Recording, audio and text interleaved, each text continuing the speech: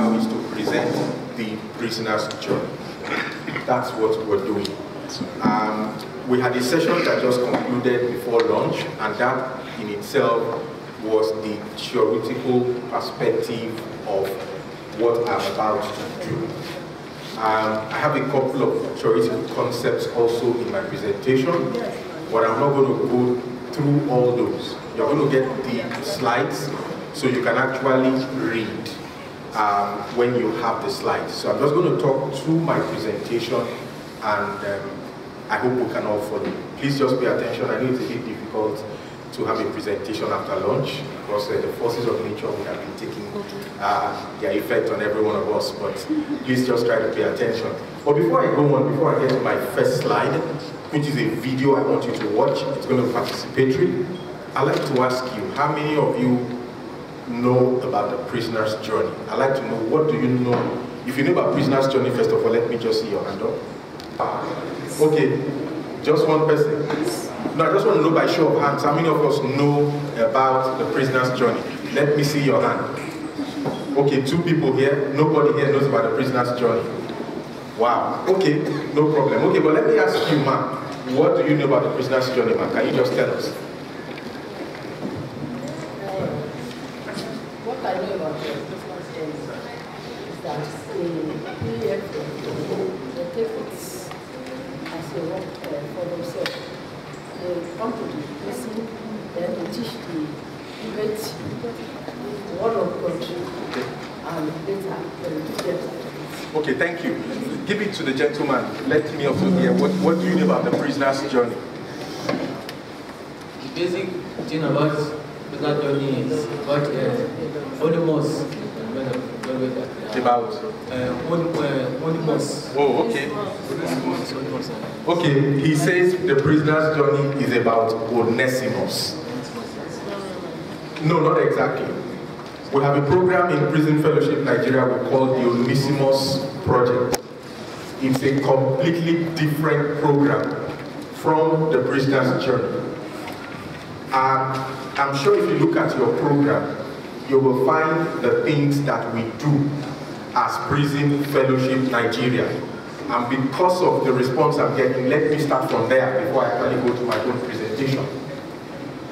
Number 1, Prison Fellowship Nigeria is a faith-based organization.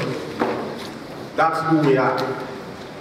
Our job or our role, we work through volunteers to start with. So a number of the people you see who come around your facilities or who will come around your facilities are largely volunteers. But 99.9% of those people or everyone you see involved in Prison Fellowship Nigeria is a volunteer. None is paid for the services they do. So that shows you, first of all, that our concern, first of all, is for humanity. Is to be able to cooperate with you, to collaborate with you as prison service officers to do your job of 3 R's. Who can remind me of those 3 R's? Reformation, okay? Rehabilitation and reintegration.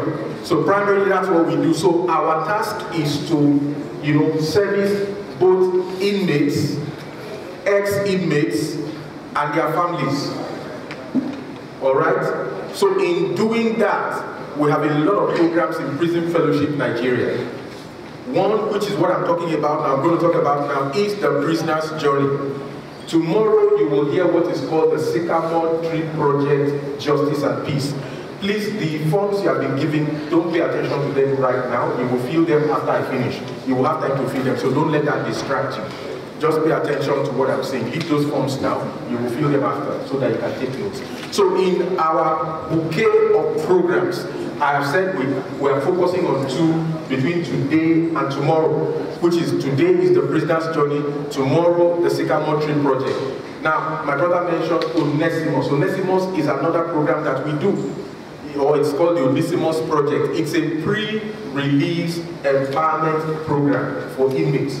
So that speaks to our rehabilitation efforts as far as we are concerned. Of course, we have other programs. We have the Angel Tree program and then the Promise Path program.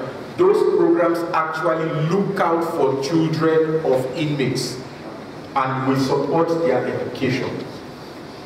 So we have a couple of programs. Like I said, if you look through your program, you will see all our bouquet of programs that we actually offer. Okay? So having said that, so I hope you know us a bit much more than you know us now. I'm going to go into the prisoner's journey. And the first thing we're going to do is to watch a video. And I want you to pay attention to that video. I want you to put down your observations. What do you observe in that video? The things you observe in that video. And then it's about a 4 or 5 minute video. When you finish watching it, write down your observation. I can't get the audio. Can you work on the audio, please? Okay? Because I want them to hear what is being said. Alright? Because I want you to be able to tell me what you observe and the conversations, and then we will come back. I want to have a little discussion about what you observe and your conversations. Then I will go through to tell you what the prisoner's journey is. Okay? Can we is the audio coming up?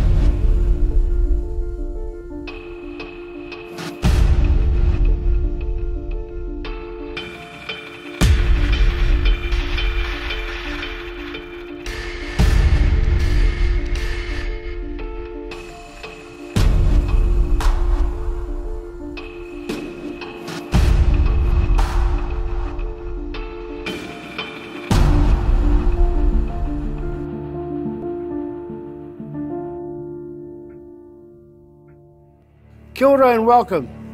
My name is Tuhoi Bruno Isaacs, and this is Mount Crawford Prison in Wellington, New Zealand. Just one of the 10 prisons I spent time in, both here and Australia. I was the leader of the Mongol mob, the biggest gang in the country. I had only been in the gang for 3 months when I first got arrested. I went in for stealing cars, violent offending, and pretty much everything in between. I lived that life for nearly 20 years, working my way up from teenage prospect to president, and prison was just a part of life. Everyone's going through something. There's over 10 million other people like you and me in prisons around the world.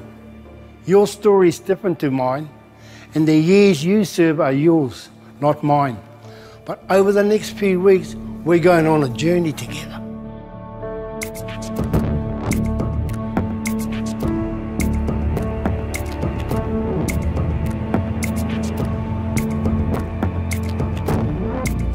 "23 years, 10 months, 14 days. 15 years. 26 years and 9 months. Adehnya a year. Life imprisonment, my maximum. I was sentenced to death. Most of my life was spent inside the prison. I feel like I was born here. My sentence is for 99 years and 8 months. I felt my world was falling apart. Now I will be punished for the rest of my life. When I first went to prison, I had lost all hope of a future life. You might not die physically, but you die mentally. I never thought I was going to come out of it. I thought I was going to perish in prison. The first time that I got into prison, I felt really anxious, desperate, lonely, and the fact that I didn't know what would happen with my family. I was discarded by everybody. I had completely no one who visited me in prison. I feel so lonely, and so many people reject me. That's the hardest thing I have experienced.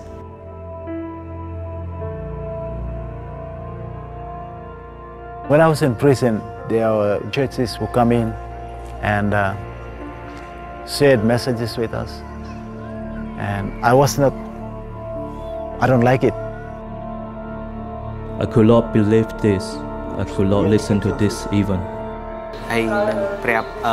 They talk about Jesus, but I was not interested because the Cambodian mindset is that if you kill someone, you automatically go to hell.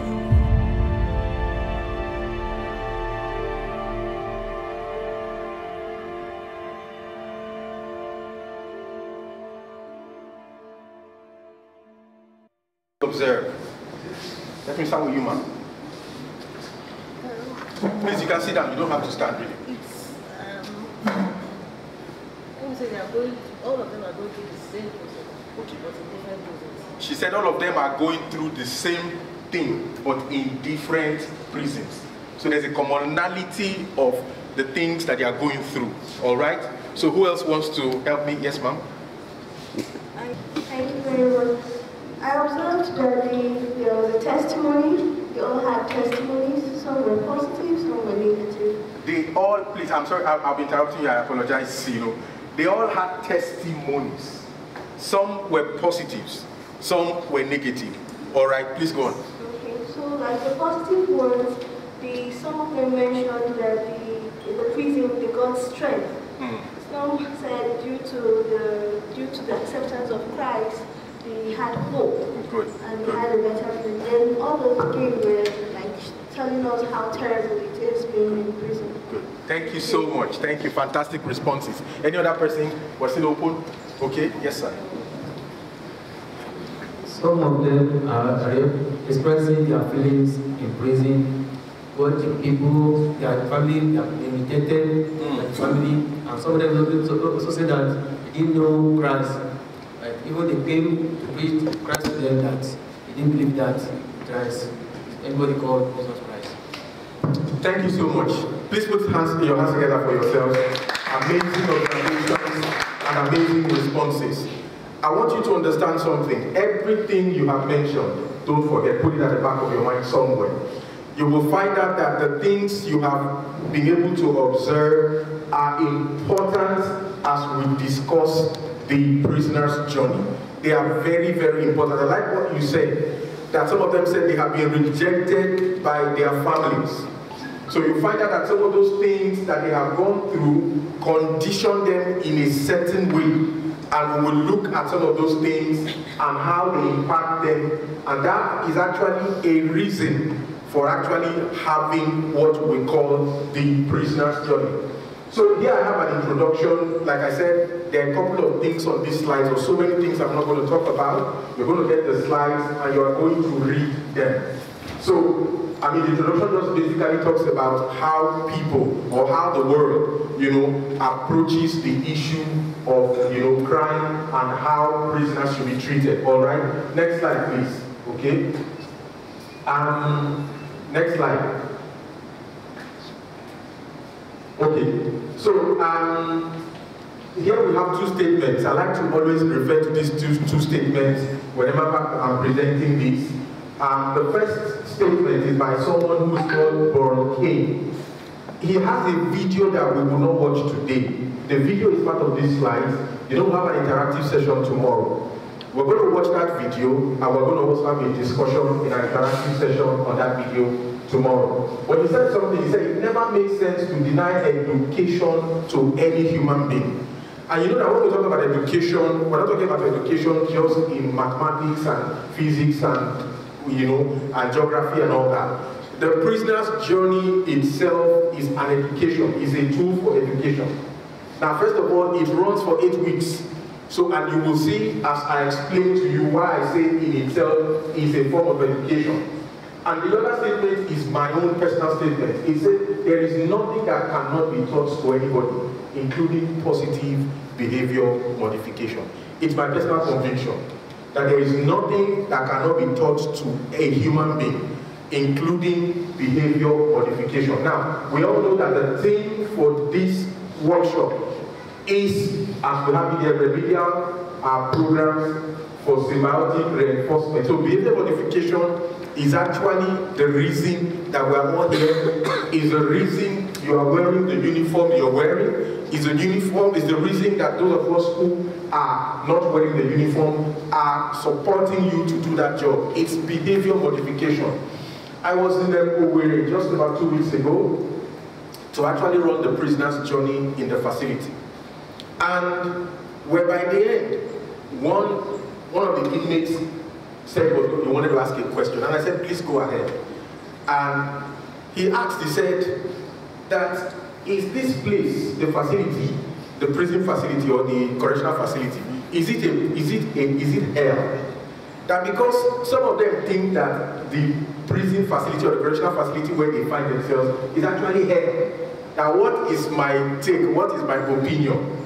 And I smiled, and of course I responded to him.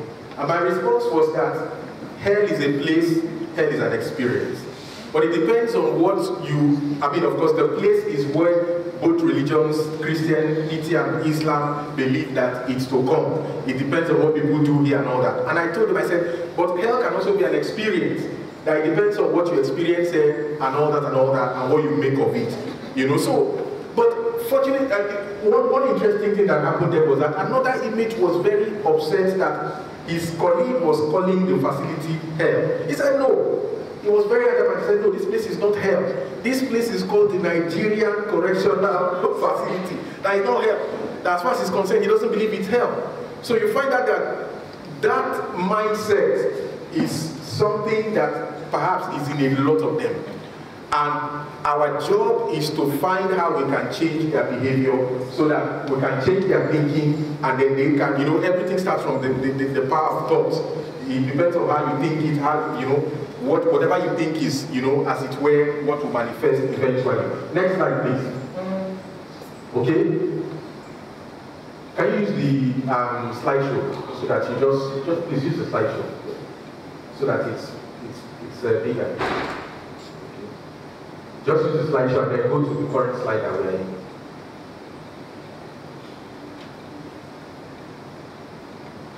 Next slide. Okay, I put that there because, Dr. Ju talked about the legislation, as it were, the 2019 Act, and I put that there just to remind us. I'm not going to do what she has done, but that for me is a reminder. Section 10, subsection G, initiating behavior modification in inmates through the provision of medical, psychological, spiritual, and counseling services for all offenders, including what? Violent extremists. So there is no discrimination. This is our reference point, our grand reference point. So I don't know how the lawyers will call it. As far as correctional service is concerned in Nigeria, this is the law that guides us and that guides all of us in whatever we do. So it does not discriminate, and there is spiritual and counseling services there, which is what we are discussing today. It says don't discriminate, don't bar anybody from being admitted into any of the programs that can actually help them initiate behavior modification. Next slide, please. Okay. Okay, this is just the definition of behavior modification. I'm not going to read it. Like I said, I don't want to bore you with it. Next slide, you can actually look at it. It's from the American Psychology Association. This also I'm not going to bore you with. It's actually religion and crime. What I did in researching for this, I looked at a couple of theories, just like the gentlemen who we saw from America, they gave us academic background and all that. They didn't talk about theories, but there's no way you can talk about our academic size without actually talking about theory. But I'm sure if they give us the entire document which they have, they would have put theories there, because that's what the academic side is all about. You must base them on theories. So these are theories, you can have them and read later. Next slide, please. This is called the rational choice theory. This is also another theory called the moral reasoning theory. Next. Okay, then the reference group theory as well. You can actually read them. These theories are important for the TPJ, like I said earlier. But let me pause on this, because this still talks about some of those theories. It says, in the religious class, it was found that it influences people's decision. When people subscribe to religion, it influences their decisions. It influences the kind of things they do. That actually talked about alcohol. But the second point there is very interesting. Now, they reported that, it helps them to cope. It helps them to cope. You remember when we watched that video, some of you were talking about the things that some of those inmates were going through in the video. How were they able to cope? That report says 32% of them are able to cope when they begin to enter into religious programs. And then for those of you who said some of the, testimonies were positive, if you watch that video properly, they actually said why, they began to have that positive testimony. It was because of the religious programming that they actually had. Next slide, please. Okay, this is another reference that is very key. Now, this research discovered that it costs about $150 to $250 to actually use religion as a behavioral modification exercise or tool, as against about $14,000 when you use other kinds of programs for behavioral modification. That is key. That is huge. So it actually means that when we allow religious programming like the prisoner's journey to actually run and get inmates involved, it is far cheaper. Some of the challenges we have and you have in your facilities for which behavior modification seem very difficult to achieve. And there was a lady here who mentioned earlier when Dr. Ju was talking that you do not have the capacity to test your inmates when they're about to leave for drug, whether they are put on drug or not. I don't know who said that. You were the one who said that. That's actually key, because if you have the capacity to test that an inmate is on drug, what do? Before releasing that inmate, you would have referred that inmate to rehabilitation, so that that person is weaned of that drug addiction before the person goes back. Because 90% of inmates who are hooked on drugs will get back to crime when they go out. Because why? They will look for a means of buying those drugs. If they don't get them, because they don't have work to start with when they go out there. So the only thing they know to do is to go and snatch something, snatch a phone, or snatch whatever, and sell it for 500 naira, just to be able to go and buy another shot and take and feel high, So, but because you don't have it, and it's not your fault, you can't provide those things yourself. So it's important that we actually know that. Okay, next slide, please. Okay, beautiful. I come to conditions of inmates. I'm building a case gradually to be able to explain to you what the prisoner's journey is. The conditions of inmates, we have spoken to some of them. Loneliness and alienation is a very, very serious issue with inmates. In my experience going around facilities across Nigeria, I found out that is actually tough. In fact, I met a female inmate in Lagos here at the facility there when we were running one of our programs. And in the course of our conversation, she said that her biggest pain as a person is not that she was locked up there. Her biggest pain is that not a single family member of hers came to say, how are you doing? That was her biggest pain. Of course, you have self-denial and abandonment. They deny that, you can speak to them from today to tomorrow. I didn't do what you said I did. You know, of course, there are people who are innocent, they're quite all right, and we recognize that and we appreciate that. But some of them will never, so self-denial and abandonment, no clear picture of the future. When they step out of that place, you know, the likelihood that they will return is very high. You know, in helping you do this work, we have seen many of them. And I'm sure if I give all of you a microphone now, you can mention up to 5 to 10 inmates that you have seen who have returned, and maybe when you see them at the gate, it is you again. What are you doing here? It's the same story everywhere. You know, because why? They don't have any clear picture of the future. So laws cannot take care of these issues. That's the truth about it. It does not matter how much we change the law, we improve the law, it can't take care of this problem. Because why? It's the issue of the heart. Okay, next slide. Okay, so I'm going to get to the TPJ itself now, because we want you to understand what the TPJ is about. And so that when you find any of us come to your facility to say, we want to do the TPJ, you have an understanding. Because you are custodians, I hope you know that. And as custodians, yes, part of your job is to be able to screen and to say, okay, what are you coming to teach my people? What are you coming to tell them? So in explaining TPJ to you, it will be able to help you know the power of the prisoner's journey. It's actually very powerful. Before we close, or before I round up my conversation with you, I'm going to tell you a couple of things that I've seen happen with some of these programs that we've actually run. So in doing the prisoner's journey, it's proven to have transformed lives.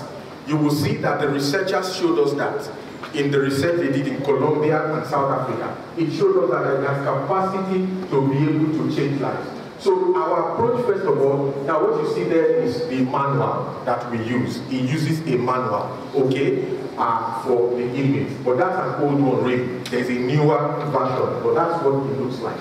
So the first thing we do is to have an invitation. So when we come to a facility, what we do is to do like an awareness, to be able to say, there is this program called the Prisoner's Journey. It has the capacity to change behavior, to make you a different person, and then we then invite them. Number one, it is not compulsory. If they say they do not want to do it, we don't force them. In a way, like I said about 2 weeks ago, when we invited the people who wanted to start it, about 50, 35 or 40 of them, and I explained to them what the prisoner's journey was about and invited them to fill the form so that they can be part of it. A particular old man said, when I mentioned that it is not compulsory, he raised his hand and said, can I opt out? I don't want to. And we said, no problem. And we permitted him to actually leave. So the next thing is the course. The course runs for 8 weeks. For 8 weeks. You see that we called it a course. Because why, and you're going to see why I called it a course. I will explain to you much later. It runs for 8 weeks. Now, those 8 weeks is 2 hours per session. 8 weeks, 2 hours per session. So, and it is 1 day a week. 1 day a week. For that 1 day, it is just for 2 hours. It does not exceed 2 hours. Now, as far as the TPJ is concerned and all our programs, we're very strict. Once you have a prescribed approach, we don't deviate from it.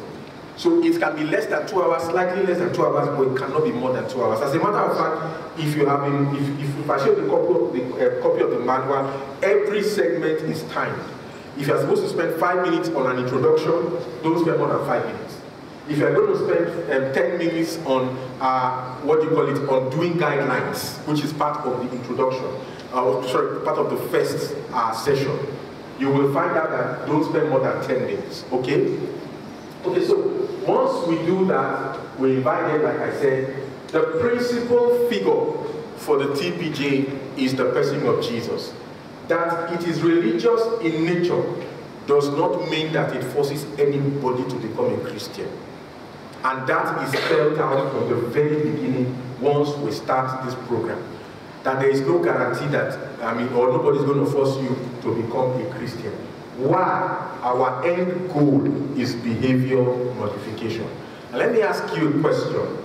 If you have a neighbor that lives beside your house or not far from your house, and everyone in that neighborhood knows that he's a criminal or he's whatever, Are you concerned that he's a criminal, or you are concerned that he subscribes to a particular religion? Anybody? What will be your concern? That he subscribes to a religion or that he is a criminal? Yes, ma'am. Our whole focus is going to be this particular guy is a criminal. Yeah. What is the way out? Thank you. Thank you. He's a criminal, what's the way out?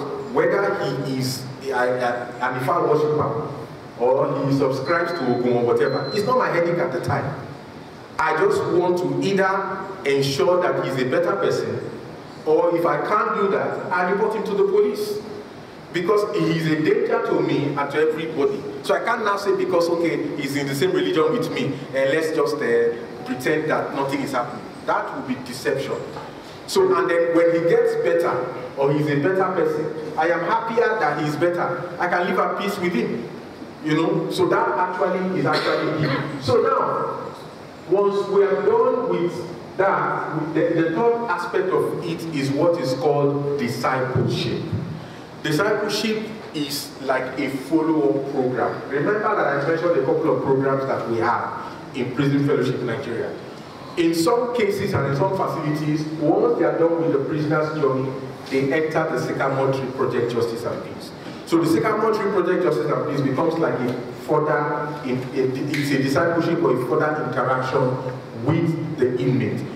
Because look, if you read the document, part of the preceding things I put there, you will find out that one of the theories said the more people get involved in religious programming, the better they become. As a matter of fact, one of the theories there actually states that when people get involved in religious programming and they don't continue, they find a way, the tendency to go back, and then they go back to the things that they have been doing. Okay, so that's why we have that. Then once we are done with this, in places where we have the Onesimus project, we can then also tell them to enter the Onesimus project.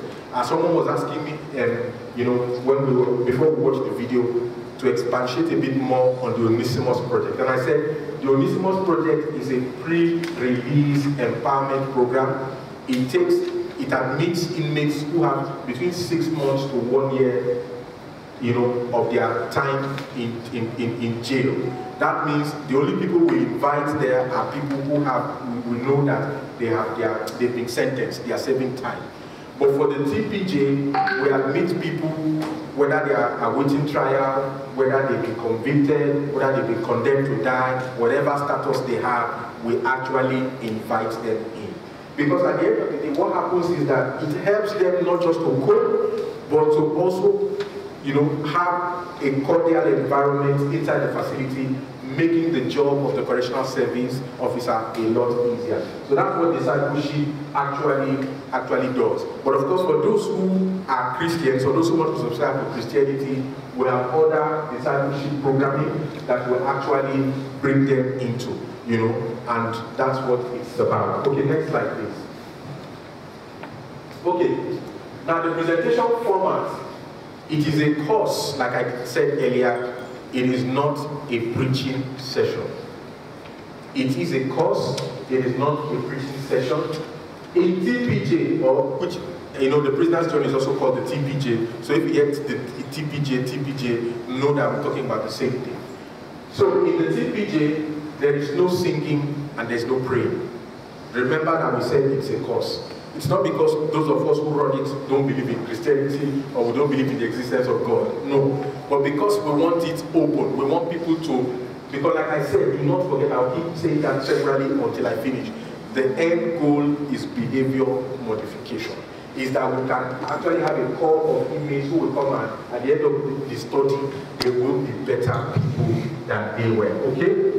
And it encourages participants to embark on the journey with Jesus, to be able to emphasize one thing, that he himself passed through what every other person is passing through. He was lonely at a point. He was abandoned by people. You know, his disciples all left him. He had to suffer a couple of things. So let them be able to identify with that. Now the methods that the prisoner's journey employed are listed there. Number one is a study of self-discovery. When we run the TPJ, there is no right answer, there is no wrong answer. Now, the format is such that it's conversational in nature. You ask questions, they answer. You ask questions, they answer. There is no right answer, there is no wrong answer. I think it was the Enugu facility that I was also, because when I went to Owerri, I also went to Enugu. We were running the TPJ, and one of the questions we asked was, Tago, can you remember that question we asked?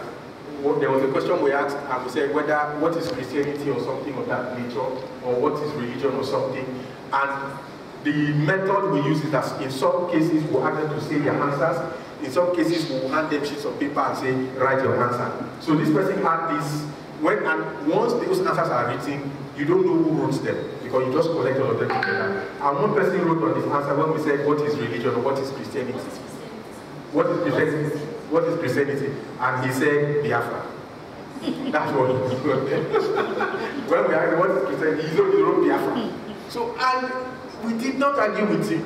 It's like we said in TPJ, there is no right answer, there is no wrong answer, and we allowed him. But you find out that for people like that, once they begin to get into that journey, they just begin to discover a whole lot of things, and then they drop a whole lot of things. It also employs group study. Now, one of the things I emphasized, or I did not emphasize earlier, is that the TPJ recruits about 50 or so inmates, and once that is per session. Those 50 inmates will be split to a group of 10s. You see this sitting arrangement that you have is actually very perfect for the TPJ or the Sycamore tree. You don't sit like, it's not a class, it's not a teacher-student thing. You sit in a semicircle. And you sit down as facilitator in front of them so that you can have eye contact with them. The reason is that, number one, we want them to relax. We want to engender that sense of we're equal. I'm not better than you are not better than I am. All right? Okay, so that's the sitting arrangement. So in the group study, at some portions of the study, you actually put them into groups of 2s or 3s or 4s, depending on how many people are in your class. And you ask them certain questions, and they discuss amongst themselves the answers, and then they come back and present the answers. So it helps them cooperate, it helps them know how to work together, okay? And then, of course, there are questions and answer format, like I said earlier, no right answers, no wrong answers. Next slide, please. Okay, the program is designed to appeal to those who don't ordinarily attend religious programs, okay? That's what the program core will do. And then, of course, these several questions are important. Why did God allow this to happen to me? You will agree with me that most of them ask that question. Whether they did what they did or not, most of them will ask that question. Why did God allow this to happen to me? And because for some people, actually, you will agree that they got involved by happenstance. It wasn't that they originally woke up and said, I want to go and do this. Some is peer pressure and influence and all that, and then they got involved in some of these things. Some of them will ask the question, is there any hope for me? And these questions becomes the springboard for an invitation to the prisoner's journey. So, part of why you are here is that, like I said, when we come to you, some of you will need to help us to be able to identify those who need to be part of this program. Let me delve a bit to the STP. I'm not going to talk about STP, but we were in a facility one time, and we were discussing, we were having a conversation, and somebody said something, and one of the inmates got up and with a shout ran out of the class where we were holding this. And the welfare officer came to us and said, what did you people tell this person? And we were like, we're just discussing this Sycamore tree project. And the welfare officer told us, he said, whatever you people told this lady, please continue. He said, because we know this person is one of the most hard-hit person in this place, nothing breaks her. So I'm just trying to emphasize the power of these things that we actually do. For some of them, it breaks them down. You find them weeping like children when you get to certain aspects of this program. Okay, next slide, please.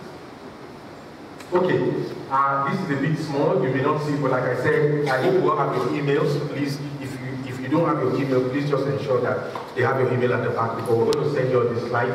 But this is what the program looks like. When we come in, first of all, there is what is called check-in. You know, so this, I'm just giving you, I'm almost done now. So we have what we call check-in. The check-in is just to basically say, are you okay? Are you doing well? Help them to relax, okay? After the check-in, if we were not doing the first session, we have what we call a recap session. The recap is to be able to help, to be able to find out what did we do last week, how did it go, and whether they understood the concepts we're trying to help them to understand. Then there's a DVD. The video we just watched, or we watched when we started, is one of the videos that actually we use. The videos are there from session 1 to 8. Those videos are powerful and they are important. They help the inmates identify with some of the things they see there. Because like some of us have identified here, they cut across countries, they cut across prisons all over the world. So they're able to see. Like the video we just watched, the introductory person there, who is the major person that was used all across, his name is Bruno. If you watch that and you listen to his story, he said there is no crime he didn't commit. No crime, you know, in between. He was part of a cult that is called the Mungu cult in New Zealand. He rose to become the president of the cult. You know, there was almost no crime he didn't commit. He had been to like 20 prisons, different facilities. Maybe they were just moving him from one place to another. But he got involved, you know, and see, he's now the person who is telling other people, you know, your story may be different from my own, but the truth is that we have a commonality of experience, but I'm a different person, and you also can be a different person. So it helps the inmates to be able to identify, okay? Then of course, we use the stickers, you know, sticker labels, we give them sticker labels, they put their answers. If we were to do the full practical session now, I will use the flip chart, this flip chart board that is there, and then put a flip chart on it, and then we do different kinds of exercises, okay? Okay, we also brainstorm using flip charts. Then there are key verses, and then there's what we call self-directed learning, and I've explained that before. The self-directed learning, we group them into groups, they will answer certain questions, and then they can come back, okay? Next slide. Okay, this also, of course, a continuation. Then at some point, we have a break, just let them relax a bit because it's 2 hours. Then after the break, we come back. Each particular session has 2 videos. 2 videos.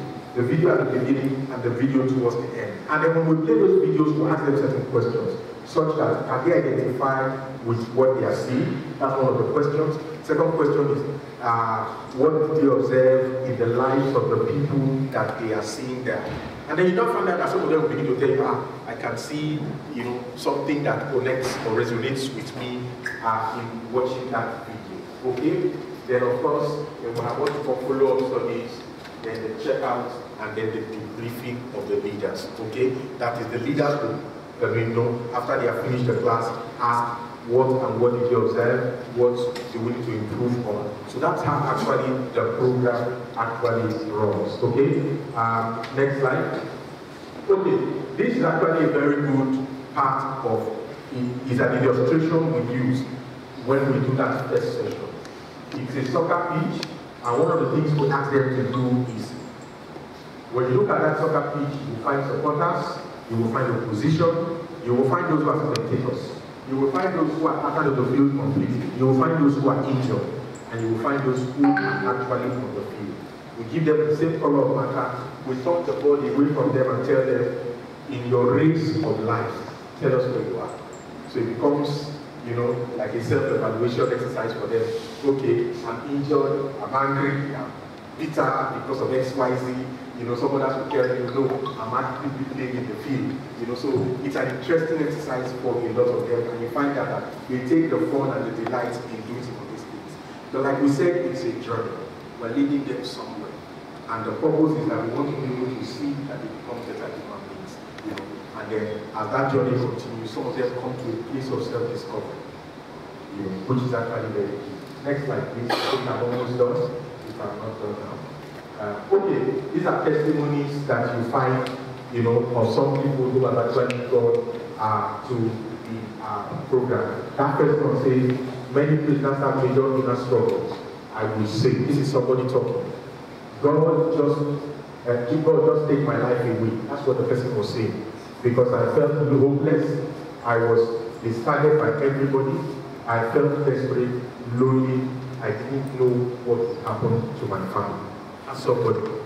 Some of these things were taken from facilities in Nigeria, they're not outside, because we asked them when we talked with them. The second person said the prisoners who said these things had no spiritual support until they went through the prisoner's journey. That's the person who first of all said that. So it was not after they went through the prisoner's journey, you know, that the person began to see things differently. And you know that once you take hope from a man, you have taken everything that there is, and you have taken every reason for that person to be. Okay, next slide. Okay, so these are also very various testimonies that you find. These are not the original names. They are not the original names. That's why you find out that there is a footer there to say, note real names, they are not real names of inmates. You know, that's supposed to be not NOT, not NOTE. They are not the real, they are not their real names. Because one, we protect them. We want to protect them. You know that when they come out, sometimes we face a lot of stigmatization, so we want to protect them. Okay? The last, let me just read only one of them. Like I said, you will get the slide. The person said, he testified to be a former cultist. He testified that through the TPJ program, he now realizes that cultism is serious offense. And you get a lot of people there. One of the things we also noted is that when people pass through some of these programs, for the very first time, they are able to hold on to what they did. They are able to hold on to what they did. Okay, next slide. Okay, this is a video I said we will watch tomorrow. It's a video of a prison in America.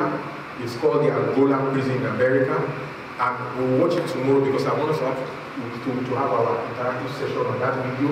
It was a video of somebody, a prison who employed religion, you know, and we'll see that example. So it's not the TPJ, but just to be able to buttress the fact that what you call it, religious exercises are very helpful. Next slide, please. Just go to the next slide. Don't please. Next. Okay. Okay. Change isn't just possible, it is happening. It is happening because the numbers actually show. 4, 6, 7 prisons are running the prisoner's journey and still counting. That number is global. It's not just Nigeria, because we, of course, don't have that same number in Nigeria. 800,000 have been invited to participate. That number is actually not very correct. It should be much more than that now. 347 have graduated from the course. That shows you that not everybody who passes through actually graduates.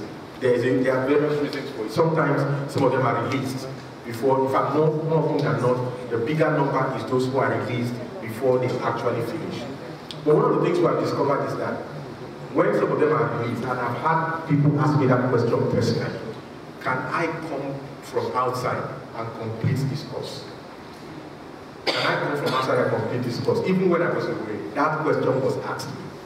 Can I come back and complete this course because I like this course? But of course, the answer we give them is always, you can come back, but only on the permission of the officer in charge of the facility.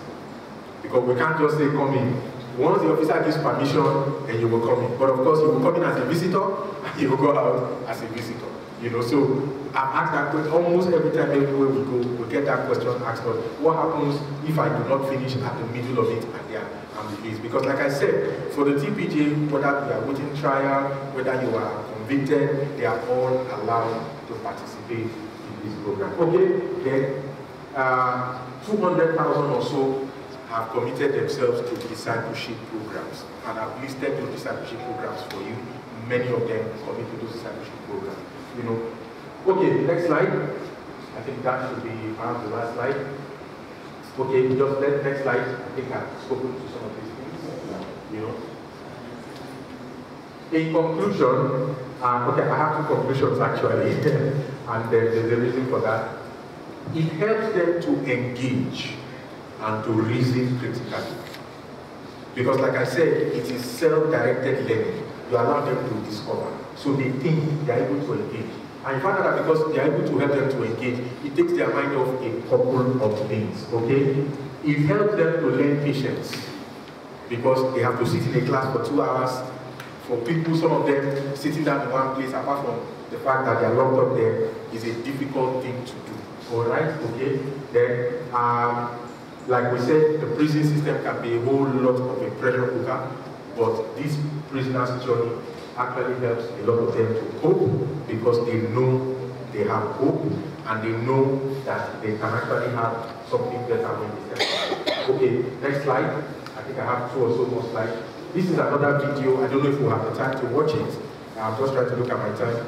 You know, okay, I've been told that I'm not at the top, that I don't have time, but like I said, you will get it. This is actually the week 7 video. It's the week 7 video for the TPJ. The reason I wanted us to watch this video is that the people, the characters you see there were Europeans. You know, and then they will tell you their story of how they got involved with the NRA of Scotland and Ireland. You know those days, I don't know how many of you, if you follow history, there was a time when the United Kingdom and Ireland had issues and then there were 5th colonies and all that. They were bombing almost everywhere in the UK. So you find the 2 characters here were people who actually were people who were extremists, okay? Alright, next slide. Okay, how many of you recognize that? Let me find out if you recognize that. This particular slide. Can anybody tell me if you recognize that? Sorry? It was the visual session we had. Thank you, clap for yourselves. That's the visual session we had with Byron, Professor Byron and Co. I just sniped that and put it, you know, on my slide just as we were rounding up. And you find out that those conclusions are significant, those conclusions are key. That the TPJ, you know, increases religious involvement. It does. And I do not need to tell you that the TPJ increases religiosity and motivates self-change and gives a new sense of meaning and purpose in life. It fosters virtues, you know, and helps them to have enhanced emotional well-being and reduces the risk of interpersonal aggression amongst prisoners. And of course, I'm sure you all will testify that the interpersonal aggression in your facilities is actually a major problem, you know, that you have to cope with from time to time. Okay? Okay, last slide, I think, you know. Thank you.